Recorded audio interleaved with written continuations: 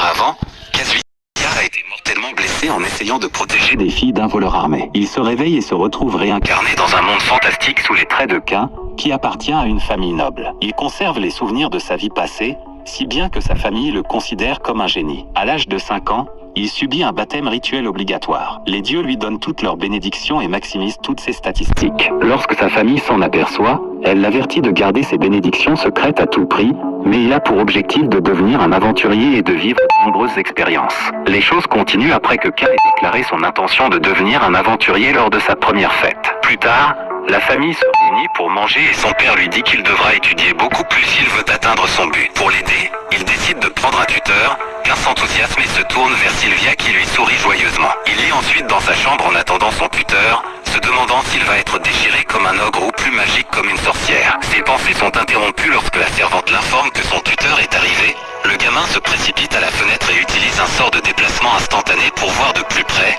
mais il se trompe d'orientation et finit par atterrir sur les oreillers naturels de Millie, Nina qui se tenait à côté d'elle, si bien qu'elle est renversée à son tour. Il s'excuse et se présente à elle. Les tuteurs entrent dans la maison où Millie se présente nerveusement, tandis que Nina se présente brièvement et gentiment, au point que son partenaire la réprimande pour son impolitesse envers les nobles. Kain remarque que Nina est une elfe lorsqu'elle enlève brièvement son capuchon et est fasciné, mais son père les calme en affirmant qu'ils sont ses tuteurs. Kain ajoute à la déclaration de son père et explique qu'ils n'ont pas besoin d'être formels lorsqu'ils s'adressent à lui. Cela les met à l'aise et il pousse un soupir de soulagement. Garm déclare qu'ils vont enseigner à son fils pendant 3 ans et qu'ils doivent donc bien s'occuper de lui. Il le leur confie et ils sortent pour commencer tout de suite. L'élève et les professeurs se rendent sur le terrain d'entraînement où il commence par s'entraîner au maniement de l'épée. Millie lui demande d'essayer quelques coups pour qu'il puisse se faire une idée de son niveau. Kain se met en position et commence quelques coups. Millie est choquée par la finesse de son jeu. Nina fait un commentaire malicieux en disant que le garçon est peut-être meilleur que le professeur. Cela offense Millie qui est certaine qu'elle ne perdrait pas contre un enfant de 5 ans.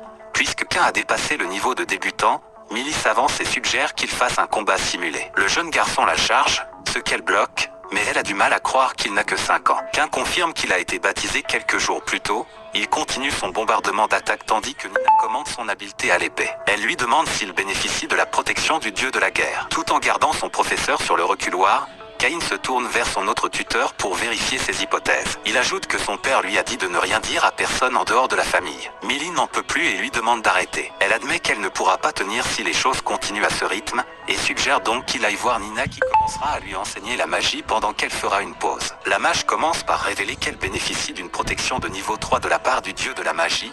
Elle veut commencer par les bases, mais Kain lui répond qu'il a déjà appris tout cela. Il a pratiqué ce qu'il a lu dans les livres et le lui montre en conjurant une boule d'eau et de feu, puis il termine le spectacle en tirant quelques balles de pierre sur la cible. Mais le sort est si puissant qu'il brise la cible et le mur derrière. Le tuteur a l'air choqué lorsqu'il déclare qu'il ne peut faire que des choses de niveau débutant pour l'instant. Nina fait remarquer qu'il vient d'utiliser de la magie non enchantée, ce qui est sans précédent, car même pour utiliser des formes abrégées d'incantation, il faut un entraînement intensif. Pour qu'il puisse utiliser de la magie non enchantée à un si jeune âge, il doit être un génie, sans compter qu'il sait utiliser les 4 éléments. Nina reprend la parole en soulignant que même parmi les mages du palais de la classe des sages, aucun n'est capable d'utiliser tous les éléments avec une telle puissance. Elle demande à Kain s'il est également protégé par le dieu de la magie, ce qu'il confirme. Millie a l'impression qu'ils ne pourront rien lui apprendre tant il est béni. Les 2 professeurs sont encore plus choqués lorsqu'il leur offre une serviette de sa boîte à objets. Ils refusent de se laisser surprendre par quoi que ce soit d'autre de la part de cet enfant, sinon ils ne pourront pas faire face à la situation. Millie fait remarquer qu'ils ne peuvent plus lui enseigner dans l'enceinte du château,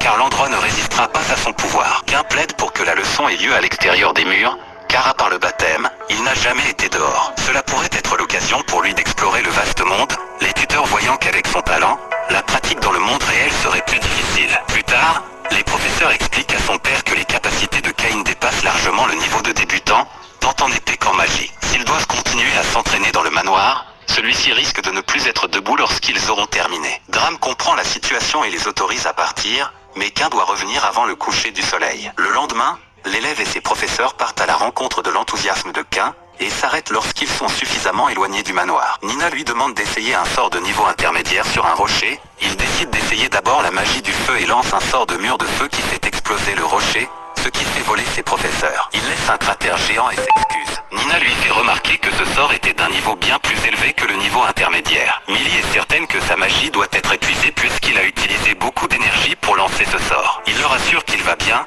et elles en concluent qu'il a lui aussi une quantité folle de magie. Leur session est interrompue lorsqu'un lapin tueur jaillit de la forêt et attaque. Il évite le coup de Millie et s'élance vers Quin qui esquive et riposte avec de la magie du vent. Il le félicite pour son premier score. Le gamin décide de le mettre dans sa boîte à objets pour le montrer à sa sœur et à sa mère plus tard. Millie est fascinée de voir une boîte à objets au travail. Elle révèle qu'elle a l'intention d'acheter un sac magique quand elle aura assez d'argent de côté. Il lui explique qu'il s'agit d'un objet magique doté des mêmes capacités que la boîte à objets pour ceux qui n'ont pas la chance d'être doués. Mais le sac est très cher. Elle change de sujet et revient à leur session en suggérant qu'ils chassent un peu plus puisqu'ils ont du temps à tuer. Nina utilise un sort de recherche pour localiser quelques ennemis. Quin est intéressé par l'apprentissage du sort et après une brève explication de son fonctionnement, il l'essaie et l'obtient du premier coup. Non seulement cela, mais il va plus loin et peut dire le nombre et le type de créature. Le trio élimine le groupe, mais certains s'échappent dans la forêt. Quin a besoin de vitesse et veut se lancer à leur poursuite. Ses professeurs l'arrêtent et lui expliquent que c'est dangereux, car toutes les quelques décennies, les monstres féroces qui s'y trouvent sortent et essaient de détruire la ville. C'est pourquoi elle a des murs si hauts. Cela ne fait que donner à Quin une motivation supplémentaire pour devenir un aventurier afin qu'il puisse aider si cela devait se reproduire. Ce soir-là, avant d'aller se coucher, il vérifie ses statistiques et est choqué de voir qu'il est au niveau 8 après avoir fait si peu. Il reproche au dieu de l'avoir rendu trop puissant. Le lendemain, les tuteurs surprennent Quin en l'emmenant au hall de la guilde pour trouver des contrats pour des monstres plus puissants, car ils pensent que leur élève peut y faire face. Est-ce que c'est moi ou est-ce qu'ils essaient d'utiliser le gamin comme main-d'œuvre gratuite? Cependant, le gamin est excité et court après eux à l'intérieur. Alors qu'ils discutent avec le réceptionniste pour trouver le bon contrat, ils sont interrompus par un aventurier plus grand qu'eux qui essaie de les intimider parce qu'ils sont demandés. Il les taquine et leur demande s'ils font une quête de babysitting puisqu'ils sont avec Quin, et son équipe rit en arrière-plan. Il se met ensuite à dos Millie et lui ordonne de laisser tomber Quin et de lui servir un verre. On peut voir à son expression qu'elle a détourné le visage parce qu'il a une haleine de fou. Elle lui dit d'aller dans un bar qui offre ce genre de service. Nina l'informe qu'ils sont en service en ce moment, ce qui le met en colère en lui prenant la main. Les autres membres des deux parties appréhendent Millie,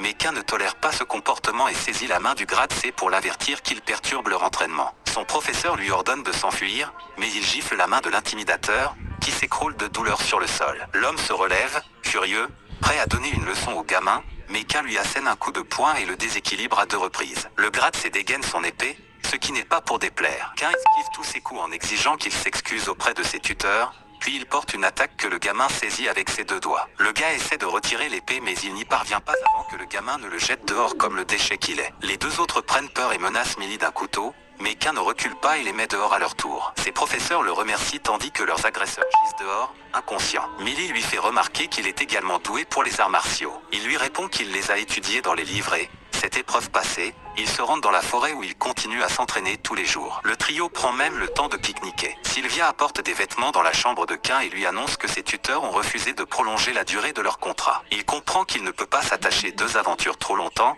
mais il se demande s'il y a un moyen de les remercier. Quin se souvient que Millie voulait un sac magique, et cette nuit-là, il se rend dans la forêt pour récolter des matériaux auprès des monstres afin de fabriquer les sacs. Il sait que Millie aime la couleur rouge, alors il vainc un ogre de sang. Nina aime la couleur verte, alors il fait la même chose à un dragon de terre pour obtenir ce dont il a besoin. Un garde à son poste voit ces attaques depuis le mur de la ville et pense qu'il s'agit d'une épidémie de monstres. Il donne donc l'alerte. Garm rassemble ses hommes et se précipite dans la forêt pour les arrêter, mais lorsqu'ils arrivent, ils ne trouvent qu'un cratère et le mouchoir de Quin, sans aucun monstre en vue. Quin termine la dernière partie de son entraînement et ils lui remettent officiellement son diplôme. Ils reconnaissent qu'ils savaient déjà tout, mais c'était quand même bien de lui apprendre. Quin en profite pour leur donner les sacs magiques qu'il a fabriqués. Lorsqu'il leur explique les matériaux qu'il a utilisés pour les fabriquer, il lui explique que même un groupe d'aventuriers de classe A aurait du mal à vaincre des monstres de ce calibre. Il leur dit que la capacité de stockage des sacs n'est pas trop mauvaise puisqu'ils peuvent contenir le manoir. Il l'informe que les sacs qu'il a fabriqués seront considérés comme des trésors nationaux si les gens les découvrent. La technologie anti-vol est à elle seule sans précédent. Il pense avoir appris beaucoup de choses d'eux, notamment à quel point l'aventure est amusante, et il se quitte en se disant au revoir. Lorsqu'il rentre à la maison, son père le réprimande pour ses frasques dans la forêt, car son mouchoir à bande l'a trahi. L'épisode se termine ainsi.